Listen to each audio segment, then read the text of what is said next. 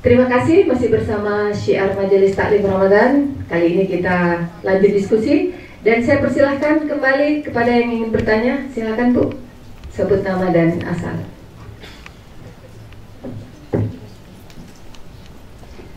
Bismillahirrahmanirrahim. Assalamualaikum warahmatullahi wabarakatuh. Nama saya Haja Bunyan, perwakilan dari Kecamatan Kendari.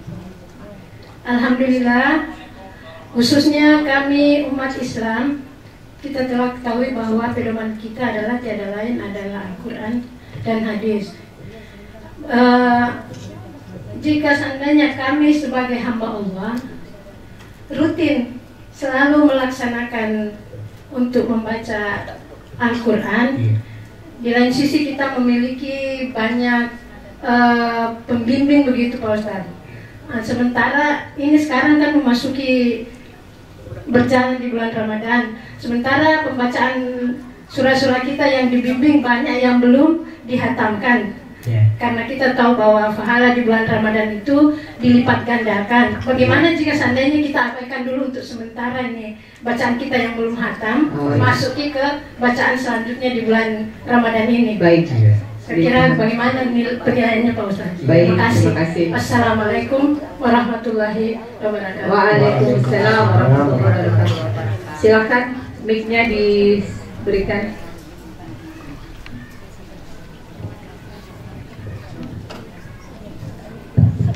Bismillahirrahmanirrahim. Assalamualaikum warahmatullahi wabarakatuh.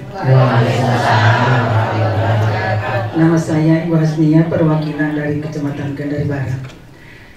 Mungkin Ustaz berkaitan dengan tadi Ibu dari Kendari. Saya juga kebetulan guru mengaji. Jadi mulai tahun dari 95 Ustaz, anak-anak kalau sudah hatam itu Al-Qur'annya disimpan di rumah.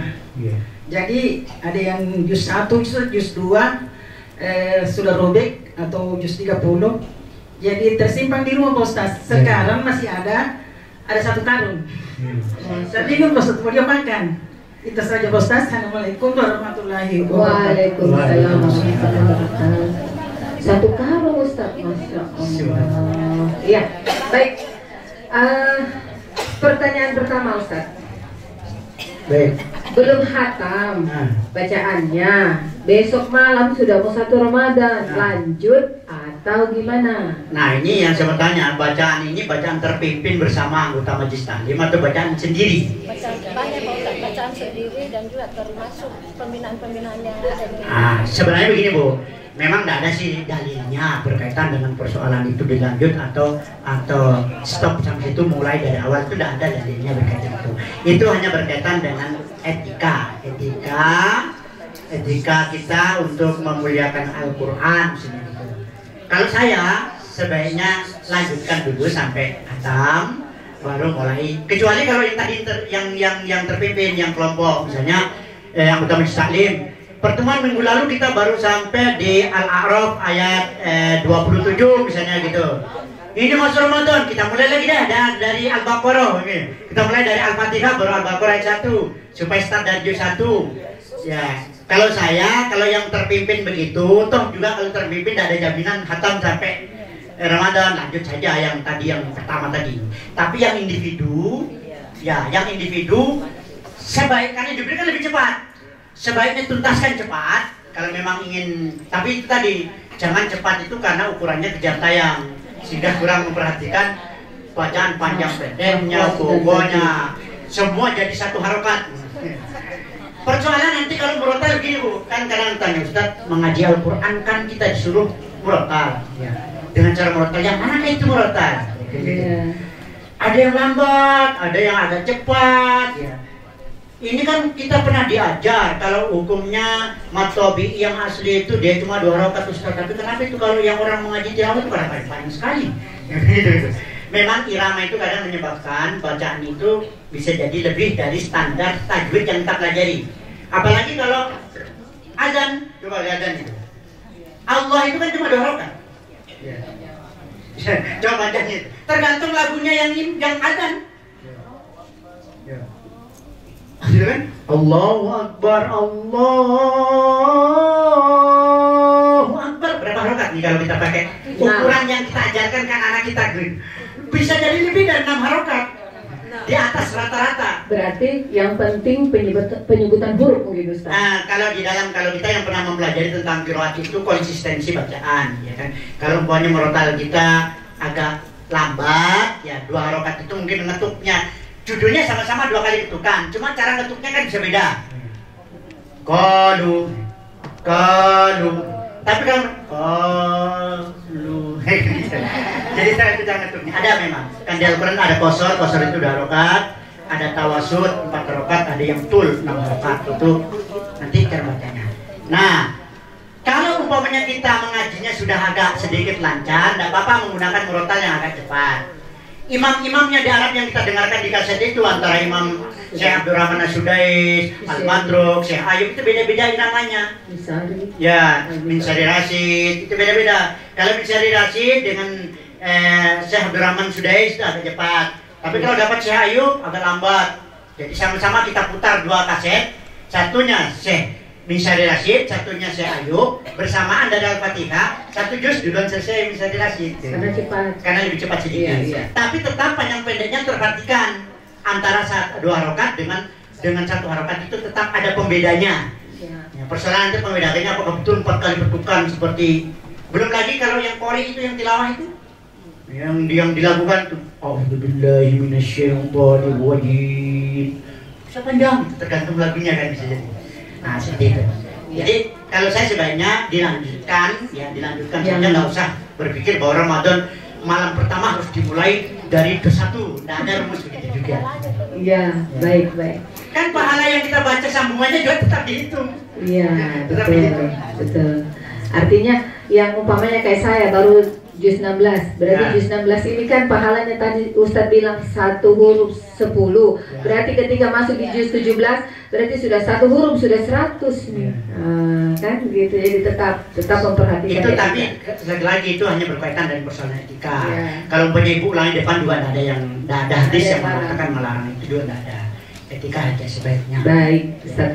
Ini Ustaz, 1 karung itu anak muridnya potongan-potongan Quran. Ini Bu mau tanya, Qurannya utuh atau terpotong-potong? Tidak ada yang utuh. Juz 1, juz 2 sudah hilang, kemudian ada yang juz 30. Jadi itu kalau sudah tamat saya simpan. Sama Bu. Kan dia tidak populer di rumah, kalau sudah tamat. Jadi saya simpan ini karena kebetulan ada acara tahun berapa itu. Saya simpan di Al-Quran, ada acara saya taruh di karung. Bagaimana itu Ustaz kok 1 karung? Itu tadi saya katakan, itu baru 1 tempat pengajian di rumahnya ibu. Itu dalam ukuran waktu dari tahun 2019 ya. 95. Wajar kalau sudah 1 karung, berarti murid ibu sudah banyak, pahalanya sudah banyak itu. Saya katakan, selagi kita masih bisa dengan model mengamankannya, maka amankan itu. Tapi pertanyaannya nanti kemudian adalah bagaimana Ustaz kalau rumahku nanti penuh Mi? Itu persoalan lain gitu. Saya kan jawab bingung itu. Bingungnya begini, Al-Quran yang diterbitkan tahun 70-an itu kan sekarang sudah tidak ada semua. Tidak ada semuanya itu kemana kira-kira? Gitu. Al-Quran yang kita pakai ini sudah semua rata-rata terbitan di tahun 2000 ke atas. Sudah batas. Terus tahun-tahun 70-an, 80-an itu dulu kan Al-Quran juga banyak kita. Nggak usah jauh-jauh, di sekitaran kita masih ada nggak itu Al-Quran yang tahun 70-an yang ditulis pakai yang tulisannya? Kayaknya sudah nggak adanya itu kemana kira-kira? Apakah dengan sendirinya hancur? Ya. Ataukah dengan sendirinya bercerai-berai kemana-mana? Nah itu, mungkin sudah dimakan sama rayap karena orangnya tidak mau baca lagi, rayapnya yang baca. Nah, gitu. Misalnya gitu. Tapi kalau saya sebaiknya tetap diamankan kalau itu kan masih ibaratnya kalau Al-Quran yang 30 juz itu kan baru berkurang 2 juz, masih ada 20 juz, sebaiknya diamankan. Setelah nanti karena memang juga kita di Majelis Ulama itu juga belum ada fatwa kaitannya dan bagaimana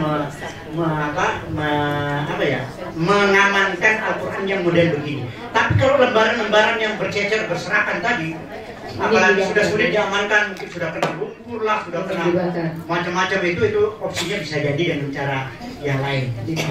Tapi kalau yang ibu permasalahkan tadi, saran saya tetap disimpan.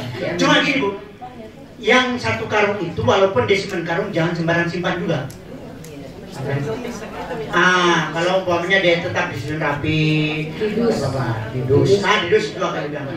Nanti kalau ibu simpan di tanah, di bawah, apalagi situ di dekat kamar mandi itu dikasih di dapur barus, biar tidak dimakan. Siapa tahu nanti suatu ketika akan ada museum Al-Quran bekas. Iya, ibu bisa nih jadi masuk. Ya. Sambil kan ini yang namanya hukum fikih yang sifatnya perjalanan manusia itu kadang memang memunculkan fatwa-fatwa baru. Ya, fatwa baru. Mungkin suatu ketika ada fatwa dari ulama yang kalau menghadapi situasi begini sebaiknya ini yang dilakukan dan gitu. Selagi kita masih bisa mengamankannya, maka kita opsinya mengambil dengan cara mengamankannya. Apalagi kalau Tuhan sudah satu kali. Ustadz, sebagai kesimpulan kita pada sore hari ini, sebelum kita berbuka puasa, silahkan. Baik, Ibu, kesimpulan saya kalau tentang Al-Quran, memang kajian tentang Al-Quran itu sangat banyak. Karena Al-Quran itu menyangkut seluruh kehidupan sisi manusia, A sampai Z yang ada. Dari zaman pertama diturunkannya sampai akhir kehidupan manusia nggak akan pernah habis dibahas. Karena itu saya simpulkan taklim kita pada kesempatan kali ini, syiar Majelis Taklim Ramadan kita kali ini dengan tadi pesan hadis Nabi tadi, ya, berkaitan dengan pesan kita untuk rajin-rajin membaca Al-Quran. Apalagi momentumnya sekarang tepat, Ramadan itu momentum untuk ya bulan yang kita bisa pakai untuk mengistirahatkan diri dari berbagai macam aktivitas yang sifatnya kadang kalau kita nggak sadari lebih banyak urusan-urusan dunianya aja. Ya, mumpung Ramadan ini kita selalu diingatkan kita perbanyak dengan banyak-banyak membaca Al-Quran, karena tadi membaca Al-Quran itu sangat banyak keutamaan yang bisa kita peroleh.